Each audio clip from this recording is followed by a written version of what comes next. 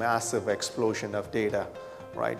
People are looking at ways to see how they can manage this growth of data without having to worry about day-to-day procurement of storage, where to place that storage. T-Systems is the business customer division of Deutsche Telekom. We have revenues of roughly $13 billion, 13 billion, so that makes us one of the top 10 in the global IT services space. But more interestingly, in the cloud context, if you think about cloud, it really stretches infrastructure and apps, right? So there's infrastructure as a service, there's PaaS, and there's SaaS. And we firmly believe that enterprises like yourselves need a partner that spans that entire spectrum. So we're one of the few in the market that both has a IT outsourcing business as well as a systems integration business. We call that real ICT, bringing it all together. So IDC rated us as one of the leaders in cloud computing. And one of the things that led them to qualify us as a leader is essentially our breadth of capability,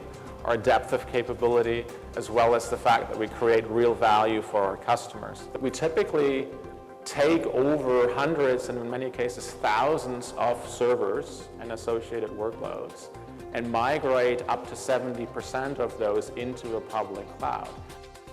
We basically started investing into building a highly automated, highly efficient cloud stack all the way back in 2005 when we didn't even know this was going to be called cloud one day.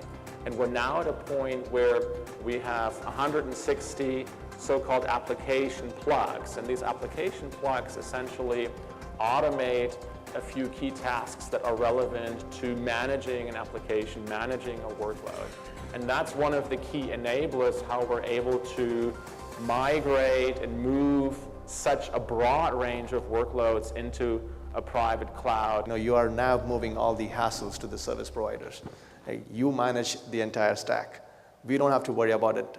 If there is a technology refresh, like we talked earlier, hardware cycles are on a different cycles, software refresh cycles are different, the patches and how the system needs to be maintained.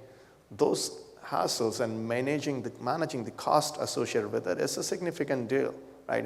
And those can be now pushed out to the service providers that allow you to then focus on your core competencies. We really deliver tangible value to our customers. 30% is typically the amount of savings that we see. And that's possible because we can do this in a highly industrialized, highly automated, highly scalable fashion.